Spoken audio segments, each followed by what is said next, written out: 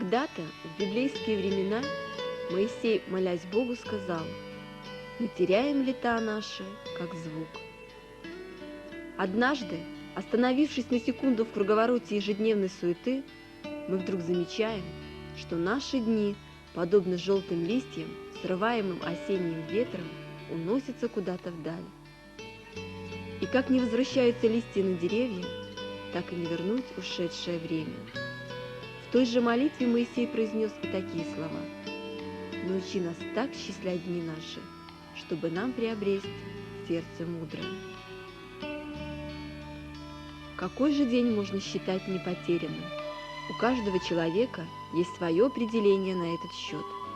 Для одних это время, когда можно приобрести что-то для себя, для других еще что-то. Но есть люди, для которых непотерянным днем считается тот день, когда они словом или делом смогли бы помочь другому человеку. Зрителям телестудии Гайсма хорошо знакомы передачи норвежского телевидения New Life. Но не только совместная работа в эфире объединяет эти две студии. Обе они принадлежат миссиям, которые занимаются благотворительной деятельностью. Этот материал – попытка оглянуться на проделанную работу. Кто больше всего нуждается в помощи в наше жестокое время? Дети, старики, больные люди – это в первую очередь. Но большинство из тех, кто до недавнего времени, казалось, мог чувствовать себя уверенно, теперь попадает в разряд нуждающихся. Весь этот год миссии делали все возможное, чтобы поддержать тех, кто меньше всего защищен перед последствиями экономических неурядиц. Мы сегодня организовали очень приятную встречу в республиканской психиатрической больнице. Мы сегодня передаем медикаменты, мы сегодня передаем продукты для детей, для больных, которые находятся в республиканской психиатрической больнице города Ялгова. Я всегда рад друзей видеть, сегодня первый раз у нас. Я чувствую, что опять будет какая-то помощь. Безусловно, очень рад. Ну вот, всегда вас рад видеть.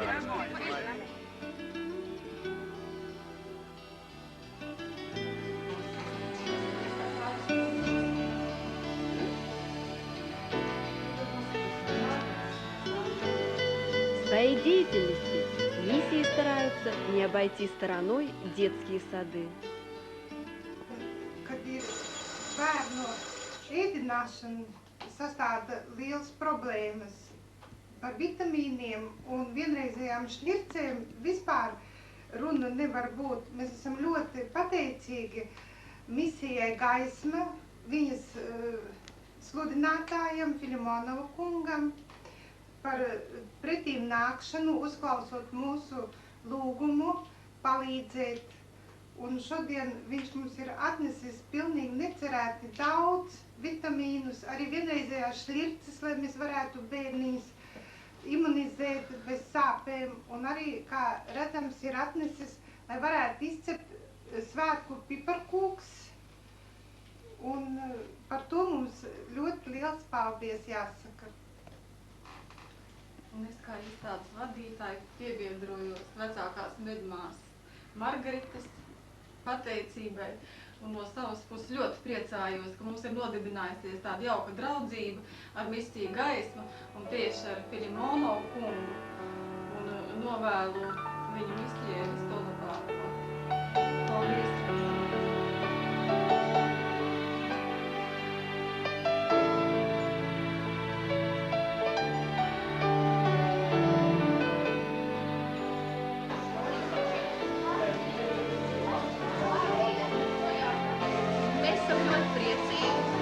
Šodien pie mums ir Norvēģijas viesi, kuri mums uzdāvināja šīs te bībeles un arī vitamīnu, kuru bērni saņems. Katrs bērns ļoti priecājās par šo pasniegto konfekšu paciņu, un es domāju, ka šī mūsu pirmā satikšanās.